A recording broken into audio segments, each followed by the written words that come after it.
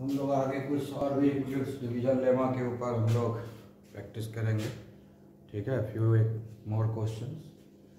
तो यहाँ पर एक क्वेश्चन लिखा है, a number when divided by 61 gives 27 as a quotient and 32 as remainder. मतलब एक नंबर है जिसको डिवाइड किया गया, एक नंबर है जिसको डिवाइड किया गया, डिवाइडेड बाय 61, मतलब 61 डिवाइजर हो गया,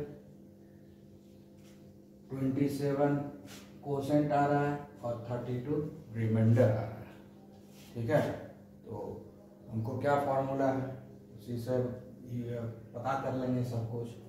तो फॉर्मूला हमारा क्या है, फॉर्मूला है यहाँ पर क्या करना है, फॉर्मूला यूक्लिड्स डिवीजन लेमा क्या दिया हुआ है, A equal to B Q plus r, यही तो फॉर्मूला है ना। हाँ, यहाँ पर देख लीजिए क्या क्या है, डिविडेंड निकालना है, डिविडेंड तो निकालना है। ये क्या हो गया, डिविडेंड है ना, डिविडेंड, डिविडेंड को हमको निकालना है। ठीक है, उसके बाद डिवाइजर दिया हुआ है, डिवाइजर डी हो गया, कितना दिया हुआ है 61। उसके बाद जो है रिमाइंडर आर भी दिया हुआ है 32। ठीक है, इतना चीज दिया हुआ है और फॉर्मूला ही है हमारा, तो इसी से निकल जाएगा ना। तो हमको निकालना क्या है, ए को निकालना है। क्वेश्चन में क्या कहा गया है, क्वेश्चन में हमारा ये इंफॉर्मेशन है, डिविडेंड के है ना, जिसको डिवाइड किया जाता है उसी को तो हम डिविडेंड बोलते हैं, जिसको डिवाइड किया जाता है उसी को हम डिविडेंड बोलते हैं। ठीक है, जिससे डिवाइड किया जाता है उसको डिवाइजर बोलते हैं। ठीक है, और एक चीज दिया हुआ है, उसको तो हम लोग लिखे ही नहीं, कोसेंट,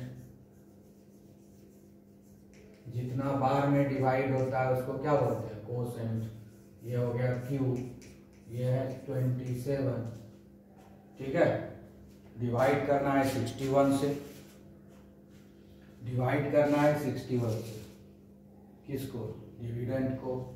रिमाइंडर आएगा 32, कोसेंट आएगा 27। मतलब जब हम डिवाइड करेंगे तो भाग देने के बाद जो फल आता है उसको हम लोग कोसेंट बोलते हैं, उसको हम 27 बोलते हैं।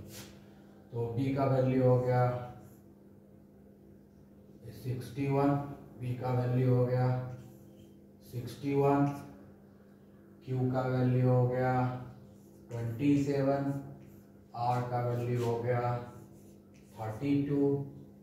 ठीक है, तो a इक्वल टू, सारे को हम लोग कैलकुलेट करेंगे। तो कैलकुलेशन करने के बाद क्या आएगा, ये आएगा 16, 47, ये हो गया 32।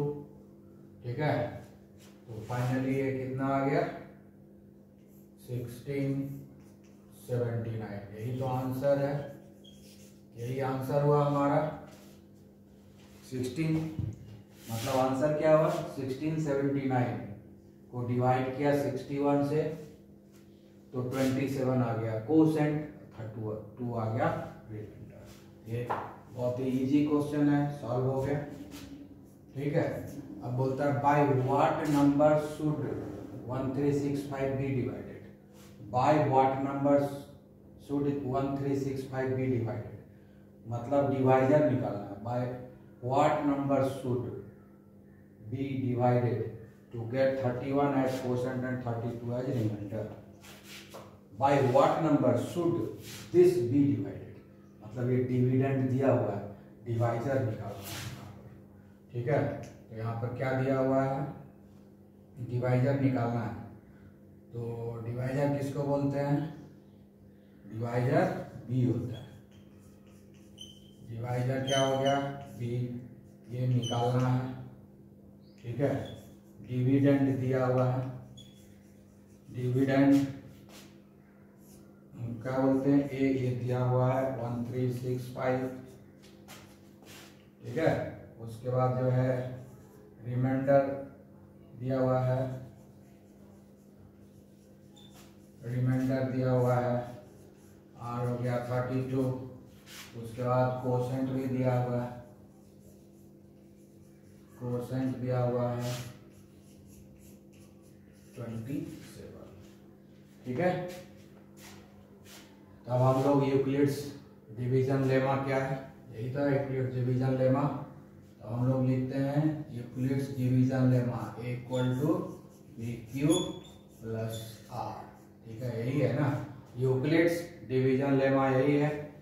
अब सारे वैल्यू जो जो है हमारे पास उसको पुट करेंगे। ए का वैल्यू है 1365, बी तो निकालना है, और क्यू का वैल्यू है 27, आर का वैल्यू है 32। ठीक है, हो जाएगा कैलकुलेशन। इसमें क्या है, तो हो गया b into 27 equal to 1365 minus 32, ये उधर जाकर माइनस हो गया।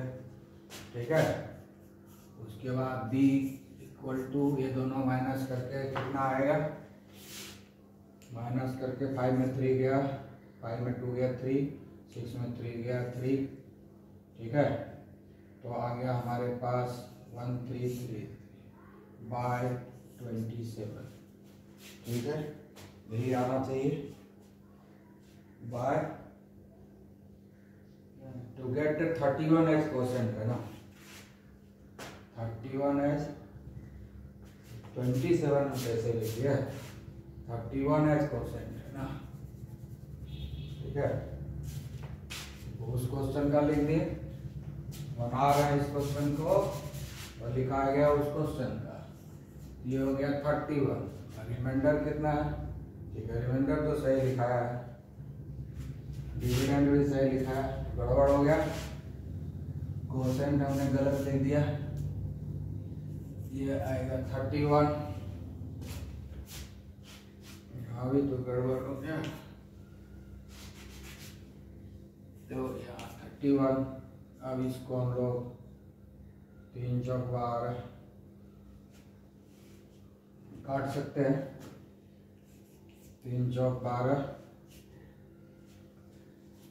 सो 133331, 4 बार में लगेगा ये, 133 4 बार में लगेगा, 4 आ जाएगा यहाँ, 12 आ जाएगा, तो 93 आएगा रिमाइंडर, फिर 3 बार लगेगा।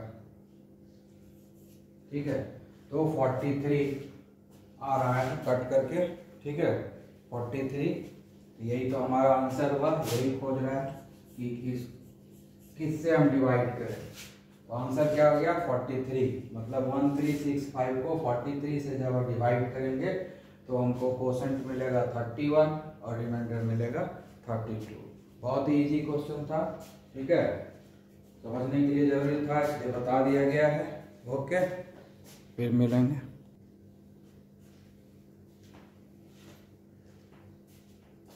तो हम लोगों को क्या करना है, नया क्वेश्चन आ गया सामने, शो करना है कि एवरी पॉजिटिव इंटीजर इज इधर इवन और ऑड, मतलब दुनिया में जितना भी पॉजिटिव इंटीजर है, यानी 0 से बड़ा नंबर जितना भी है, इंटीजर जितना भी है, वो सारे के सारे या तो पॉजिटिव होगा या ऑड, या तो ऑड होगा या इवन होगा। तो ऑड एंड इवन टेस्ट करने का सबसे अच्छा तरीका क्या है, 2 से डिवाइड करते हैं। अगर 2 से डिविजिबल है तो वो इवन हो गया, और 2 से डिविजिबल नहीं है तो ऑड हो गया। तो हम लोग उसी बेसिस पर टेस्ट करेंगे कि 2 से डिविजिबल है या नहीं है। अगर 2 से डिविजिबल है तो इवन हो गया, नहीं है तो ऑड हो गया। तो इसी से चेक कर लेंगे। तो पहले हम लोग जो है यूक्लिड्स डिवीजन लेमा क्या है वो लिख लेते हैं। ये क्या, A equal to B Q plus R A है ना, वह आर का वैल्यू क्या होता है, ये 0 पे equal to less than b होता है। अब यहाँ मान लेते हैं, let n equal to any positive integer, ठीक है, पॉजिटिव इंटीजर हो गया। और b इक्वल टू 2 ले लेते हैं। b इक्वल टू 2 क्यों लेते हैं, है ना, हम ये मान b इक्वल टू 2 इसलिए लेते हैं कि हम चेक करना है हमको कि ये इवन है कि ऑड है। कोई चीज़ इवन या ऑड है उसको चेक करने के लिए हम 2 से डिवाइड करते हैं। 2 से डिवाइड हो गया तो इवन, 2 से डिवाइड नहीं हुआ तो ऑड, तो हम वही चेक करेंगे। इसलिए हम लोग जो है डिवाइजर का वैल्यू हम लोग ले लेते हैं 2, ठीक है। और डिविडेंड हम ले लिए n, डिविडेंड क्या हो गया n, ये क्या हो गया डिविडेंड, ये हो गया हमारा डिविडेंड। और ये 2 क्या हो गया डिवाइजर, ठीक है। तो यही हम रख रहे हैं। तो अब ये जो है यूक्लिड्स डिवीजन लेमा अब चेंज हो जाएगा, a की जगह n हो गया, b के जगह 2 ले लिए, है ना, और कोसेंट हम वही रखे हैं, ये हो गया 2q प्लस r। अब जो फॉर्मूला हमारा हो गया यूक्लिड्स डिवीजन लेमा का n equal to 2q plus r हो गया, ठीक है। अब यहाँ पर क्या होगा, r का वैल्यू लेस देन b होगा तो 2 का वैल्यू, b का वैल्यू 2 है तो लेस देन 2 हो गया, ठीक है। और n equal to 2q plus r where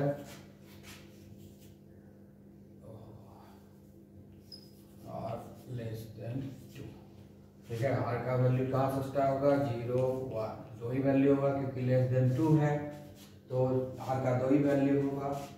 तो अब क्या होगा, if r equal to 0 then n equal to 2q हो जाएगा, क्योंकि ये 0 हो गया 2q है, ये क्या है डिविजिबल, 2 का फैक्टर है ना, divisible by 2, so that is even number, that is even number. तो n इक्वल टू 2q है जो डिविजिबल बाय 2 है, क्योंकि 2 फैक्टर है इसमें, फैक्टर 2 है इसलिए डिविजिबल है 2 से जब डिविजिबल है तो ये इवन नंबर हो गया, ठीक है। तो ये तो प्रूव हो गया कि इंटीजर इवन नंबर होता है ना, इवन पॉजिटिव इंटीजर जो है इवन नंबर होता है। अब आगे देखते हैं कि ये ऑड नंबर होता है या नहीं होता है, ये भी प्रूव कर लेते हैं। तो r इक्वल टू 0 था तो ये इवन नंबर निकल गया। अब जो है r का वैल्यू अगर 1 होता है ना, दो वैल्यू है ना 0 एंड 1 दोनों से चेक करेंगे, ठीक है। Then n equal to 2q plus 1, तो अब ये तो 2 का फैक्टर है ही नहीं, 2 इसमें कॉमन है नहीं तो 2 से डिविजिबल नहीं होगा, तो ये हो जाएगा not divisible, not divisible by 2, ठीक है। इसका मतलब हुआ ये ऑड नंबर हुआ, ठीक है। तो इतना डिस्कस करने के बाद ये उनको पता चल गया कि लास्ट में स्टेटमेंट लिखेंगे, by looking all this data we can say that every positive integer is either even or odd, क्योंकि हम मान चुके हैं कि n जो है पॉजिटिव इंटीजर है, ठीक है। तो कोई भी पॉजिटिव इंटीजर जो इस दुनिया में है वो या तो इवन होगा या ऑड होगा, इसके अलावा और कुछ नहीं हो सकता है, ठीक है। तो ये प्रूव हो गया, लास्ट में लिख देना है, ओके। अब आगे